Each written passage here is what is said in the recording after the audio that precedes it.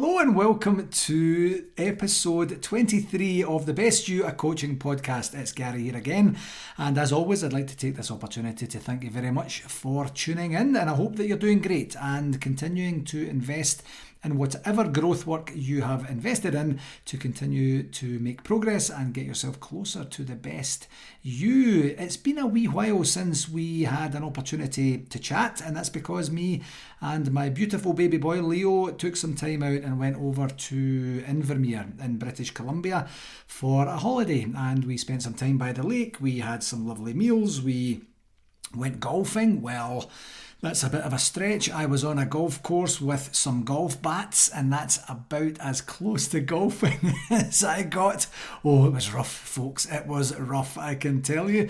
But it was a great opportunity to rest, to relax, to recharge, and just, gain a wee bit of perspective that sometimes it's difficult to do when you are in the busyness of life and delivery and progress and moving on and such. But very happy to be back, and you will have seen that there are some interviews that have dropped, as they say in podcast land, but I've not been not working, I guess is probably the best way to say it. But it was just, as I say, a good opportunity for a change in scenery. So in this episode we're going to work through the most recent blog, which discussed your comfort zone and where the comfort zones come from, when our comfort zones can help us and when they can maybe get in the way. But before that, other than the holiday, I'll just give you a wee bit of an overview of what I've been up to since we last chatted. The Best Interview series, which I just mentioned there, or the Best You interview series, to get the title right. Since I made up the title, I should probably get it right.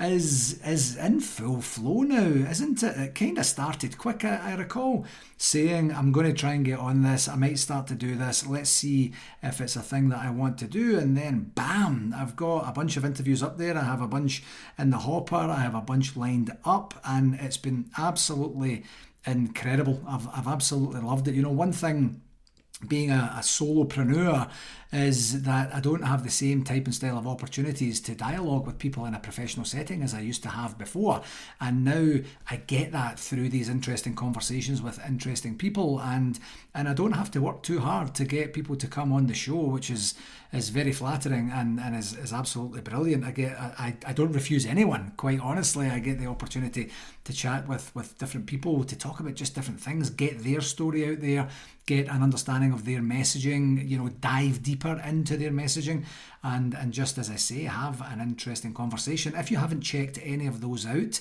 I would urge you to go and do so and see what you think of them. And if you are interested in coming on to the Best You Interview Series podcast, I would be more than delighted to have a conversation with you about that, and you can reach out to me at hello@garygillen.com and we can have a conversation and see if we can line that up. My cadence for delivery on those is basically I'm going to publish one a week. I don't want to overwhelm people with that, and I think one a week is a relatively decent cadence, so I'll do that once per week, and you get an opportunity. And it's kind of all over the place, and it's random by purpose, I think is probably the best way to say it. You never know what you're going to get, and that's the nature of the type and style of people that I'm having such a wonderful opportunity to engage with for right now. So hopefully you're enjoying it. Any feedback, as always, would be most welcome. Continuing through my growth day work, obviously doing my journaling every single day, and this month's topic is the importance of and your ability to really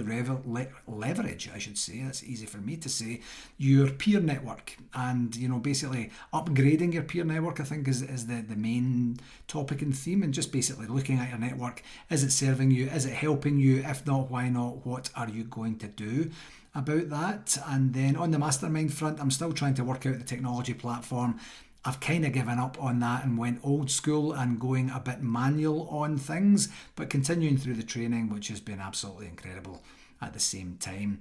On the masterclass front now, what I've been telling you for a wee while is that I'm going to get things going from a masterclass perspective to essentially promote my course that I've developed on identifying and reducing or eliminating your blockers from from your life. I have a masterclass. Depending on when you listen to this podcast, it may have already passed, but it's on Tuesday the 3rd of September from 6 to 7 p.m. Mountain Time. And I'm really looking forward to just getting online with people. It's on Zoom, so if you listen to this in time and you're looking to join in on that completely free of charge, then you'll have the opportunity to do so. Just email me at hello@garygillen.com and I will send you a personal calendar invite from me to get you on there. And I would love to just have you experience part of the course and go through what the intent is, provide some feedback, do some role play, and get ourselves organised on that. And I also got a new job. I got a teaching gig at the University of Calgary's Haskayne School of Business. Now, this is a big deal for me because I've been trying to get into Haskayne for probably almost 10 years now, definitely about 9 for sure. And the opportunity just never quite arose. It wasn't really in keeping with my schedule at the time. I was working full time most of that time, and until now, that I do have flexibility built in to my schedule. I had the opportunity to kind of revisit it a little bit more seriously, and I've been given the opportunity to do a sessional instructor role for the fall semester for this year on career planning. So we have a full class and we're going to get going on that very quickly here, and I'm absolutely looking forward to it. I'm so delighted to be able to get the opportunity to serve the U of C, the University of Calgary that is, and the students that are in the Haskayne School of Business. And I have continued with my speaker series. I did do a talk for a company downtown here in Calgary, and basically about common business challenges and just having an open dialogue about how these business challenges affect the business, how they affect the people in the business, how they can impact retention and performance and quality and reputation, and such. Fantastic conversation. Absolutely loved it. And if you're looking for me to come and speak at your organisation for free, the first talk is free as always, then please do email me. I'm not going to say my email address again. I've already said it twice, and we can have a dialogue and see what you want to do from there. And I did finish, for anyone who listened to the last podcast, the last individual podcast that I did, not the interview series, I did mention that I was sampling Audible, which is an audiobook service and app through Amazon. And I did finish it. I did finish the book I was reading, or do you say reading or listening to? I'm not sure what the protocol there is for wording, but it was Atlas of the Heart by Brené Brown, and it was actually narrated by Brené Brown herself, and it was really good. And I learned a lot of stuff. I learned a lot of stuff about myself, if I'm being really honest, in terms of my ability, actually my inability, if I'm being very honest, to fully concentrate on things. Listening to a podcast or maybe a TV show that's in the background or something like that is very different than listening to a business book that I do want to genuinely learn from, extract information from, absorb and grow from. So it took me a wee bit longer to get through it because I was starting, taking notes, texting myself, taking notes in my notes app, or leaving myself a voice note for various things that I wanted to revisit. So yeah, good experience. I'm going to continue with it for the next wee while and see if it's actually something that's going to serve me longer term going forward. And if it is, great. And if not, that's absolutely okay as well, because I am still on the free trial for right now.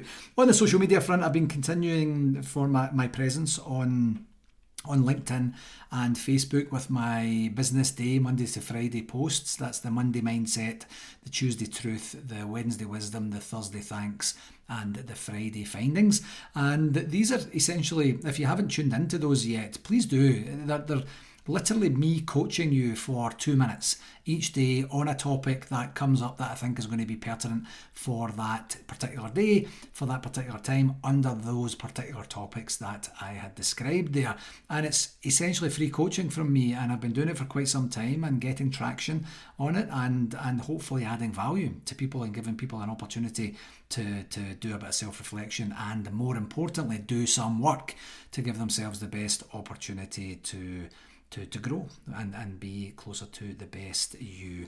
So yeah, on to the actual content. And as I mentioned earlier, we are going to review, summarise anyway, the blog content from blog number 24, which was your comfort zone. So I started the blog by essentially talking about my levels of comfort in my entrepreneurial journey here, and understanding that I've been in a period of discomfort for quite some time now. It's coming up on a year, and related to my routine, related to my work efforts, my predictability as to what I'm going to be doing day after day, and more importantly, my perception or my understanding of the impact that I'm having when I am pushing a lot of content out there, when I am trying to serve, when I am coaching, when I am being given the opportunity to speak at organisations. Sometimes it's quite difficult to be able to understand that when a lot of it is push and not two-way communication. It was very different in my project management career, because I was responsible for setting the schedule and setting the communications plan and stakeholder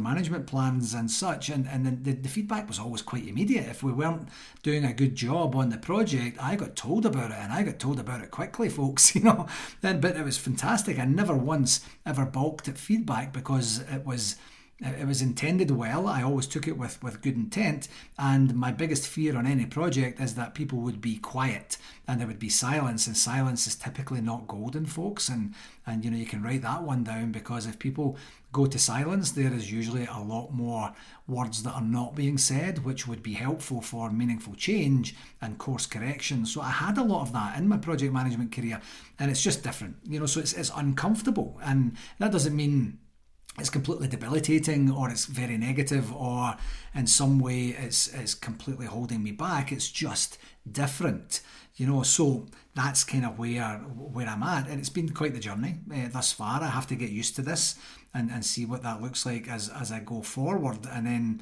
then see where things go from there. But as I say, it's not negative. I don't take it negatively. I don't think it's scary or anything. It's just different to what I had before, and that's exactly what I wanted when I decided to strike out on my own and become an entrepreneur. So we'll see how it goes. So anyway, on the comfort zones, a comfort zone is a behavioural state where we operate in a cadence that doesn't encourage increased or unhealthy stress or anxiety, where we use already learned skills and behaviours to navigate and deliver predictable and steady levels of outcome and performance. Some key characteristics would be your behavioural state. You basically know what you're doing, when you're doing it, where you're at in that, and for example, your comfort zone might be working at home. Your comfort zone might be working alone. It might be working with others. It might be face-to-face. It might be working at height or working underground or such. But there are different parts of that which will determine the behaviour that you exact at that particular time. Then stress or anxiety, you get to choose what you're doing when you're in your comfort zone. That's one of the reasons it's so comfortable. So naturally your stress or anxiety is going to be managed to a level that's acceptable for you, at least staying neutral to a steady state, or ideally decreasing. And then predictability, consistency will reign when you're in your comfort zone. You will be doing similar things at similar points in time when you're in your comfort zone state. So the difference I explain in the blog of being comfortable and being in your comfort zone, it's I used an example of myself, which I just talked about there as well, which is, I am comfortable being uncomfortable. I'm comfortable expanding my horizons and trying new things and looking to learn new skills and putting myself out there and meeting new people and learning more about myself every day. Some of it I don't like, by the way, of the things that I learn about myself, but I still like to try and do it every single day, literally every single day. But that's not my comfort zone.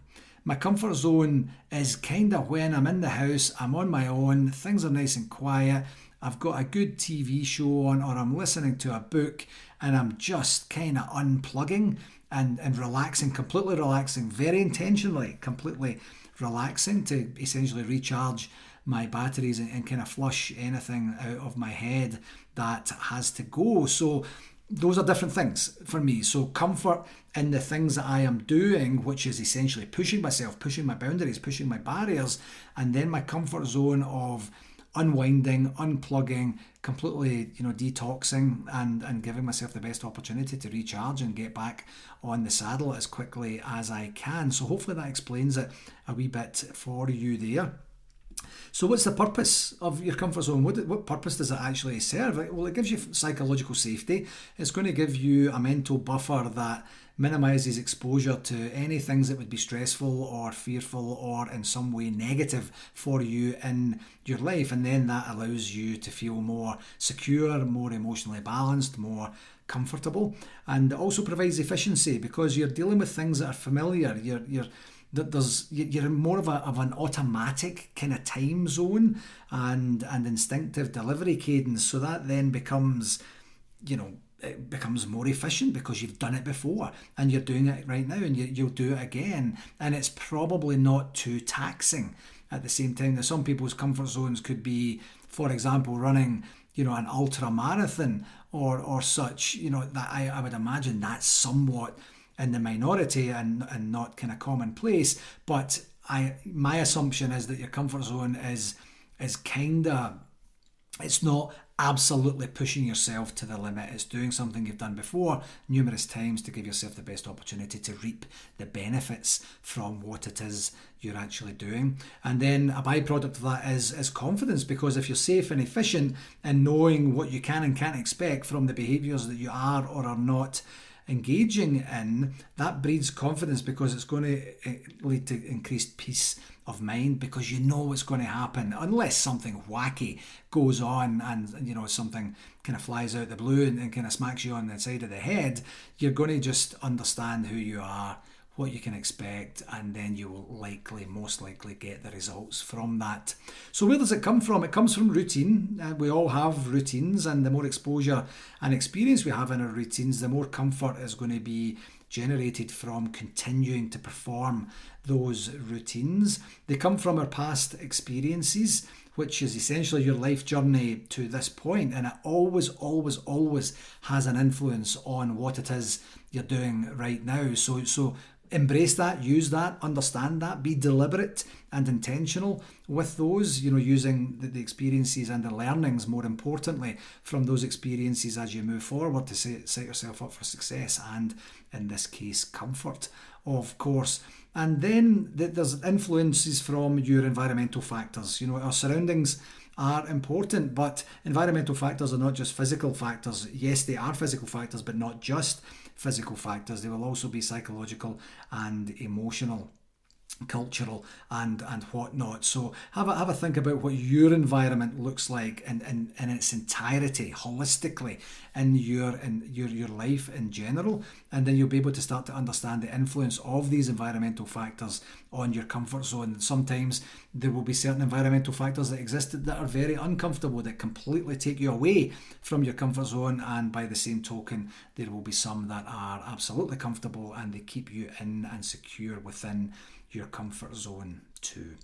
When is a comfort zone useful?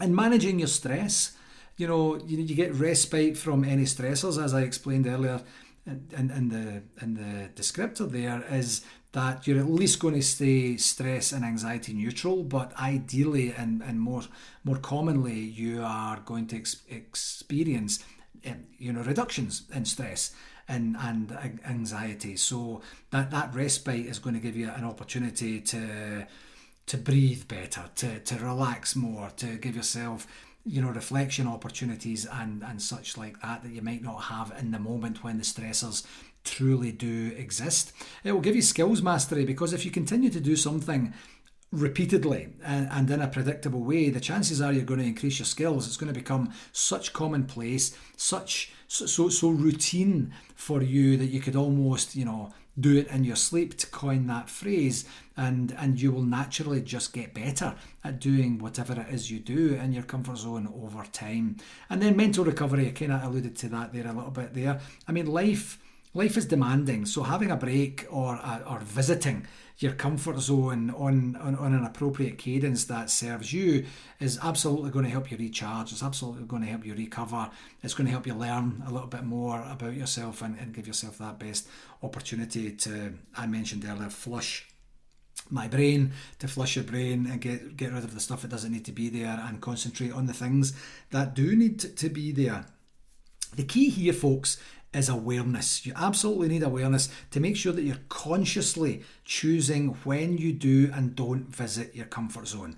It has to benefit you in some way, so don't go subconsciously there and then, as a reaction to something, and then stay there for a long time with mindlessly, I guess is probably the best way to say that, because you're losing control then. You're not doing so with intent. And then I don't believe that you can expect the outcomes to be anything other than somewhat random, if you're not approaching it with intent. If you're not actually saying, I'm going to go to my comfort zone because this is what I need for right now. It's been brewing for a while. I deserve a little bit of time over here. And then, when the time is right, I will remove myself from the comfort zone and we'll move on from there. So as I say, the key is awareness and being conscious in your choosing of when to go there, when to not go there, when to remove yourself from there once you are there and such. It's not just completely subconscious.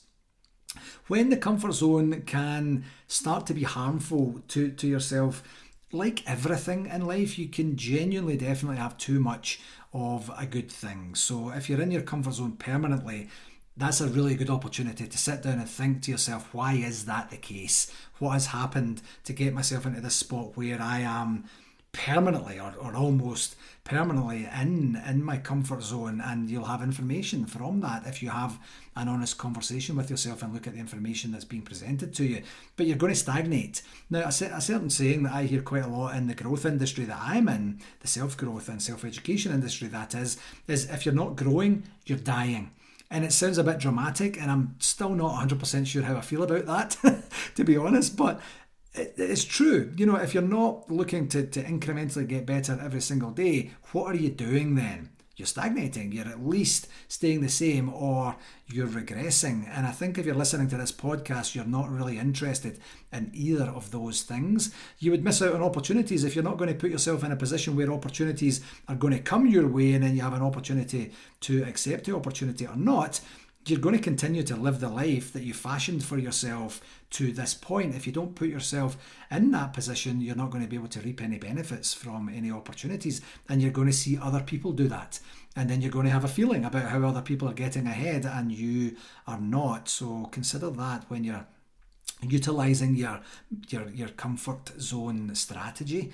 Evolution, if you are stagnating, if you are missing opportunities, then you're not going to evolve, and you're not going to get an opportunity to build greater resiliency, to build coping skills, to learn new things, to be more enlightened and more aware of what's going on around you and in the world at large. So the key for this particular part is intention and moderation. There's nothing wrong with being in your comfort zone when it's appropriate to do so and when it's going to serve you. There kind of is if you go there at an inopportune time, if you don't tell anyone you're kind of going there, and if you stay there for too long.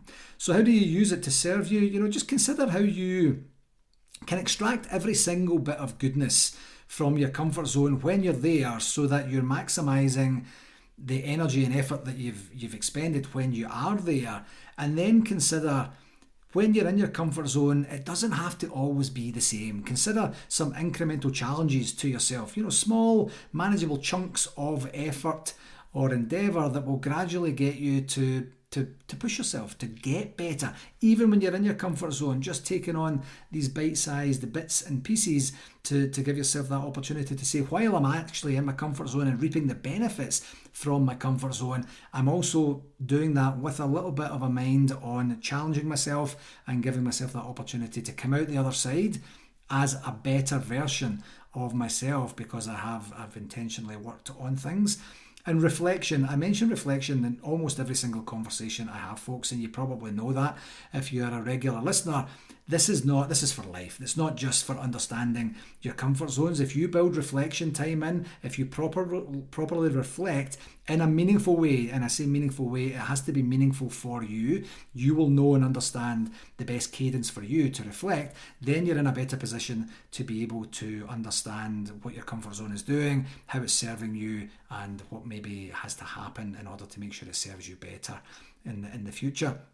And then your support systems, you want to develop a network of people who are going to inspire you, who are going to encourage you to broaden your horizons, to get out of your comfort zones when appropriate to do so. And if you have a network of people that you genuinely like, trust, and want to grow and evolve with, that will become an easier conversation when you have the time to have that conversation, because you already trust them, you've already had experience with them, and you're willing to go on that journey.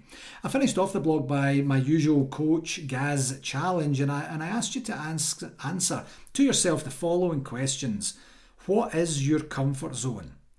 When are you in your comfort zone? How long typically do you spend there? How often do you go there?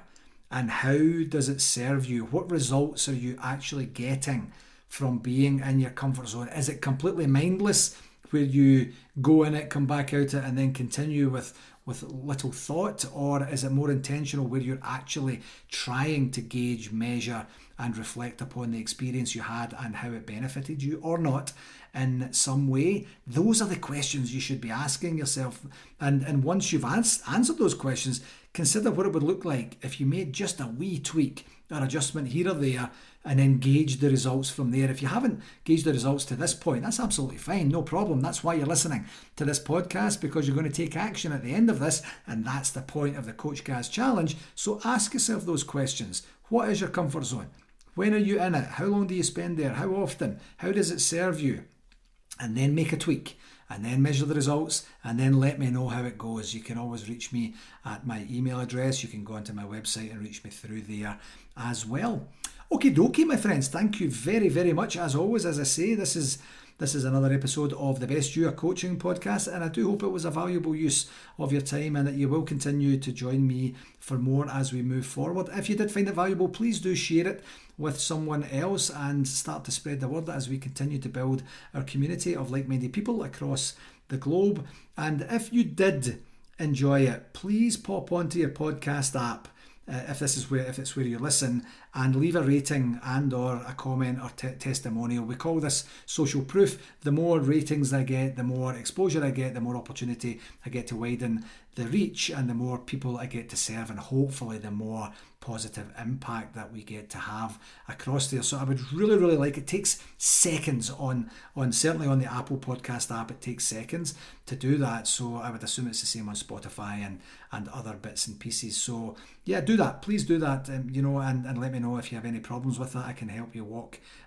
and talk you through that. And also just another ask, if there are any topics for a blog that you'd like me to do the research on and then produce as a blog and a subsequent podcast, I am more than happy to do that. I genuinely am, folks. I'm coming up with topics all the time on my own, but if there's something meaningful for you that you think, what I'd like to hear about, I'd like to learn a little bit more about, just get in touch, and I will do what I can to make that happen. Don't forget to go check out my website, garygillen.com, and you'll see all the previous blogs, and you'll see the previous podcasts. The podcast page has changed now. The individual podcast, which is this one that you're listening to right now, is what it is right now. They are all at the top, and we now have the speaker series, the interview series, that are at the bottom, and that's a carousel. The two of them are now scrolling carousels there, so you'll get to find what you want. Until next time, my folks, thanks again. Please do take care of yourself, and all the very best to you in your ongoing journey. I'll talk to you soon. Cheerio for now.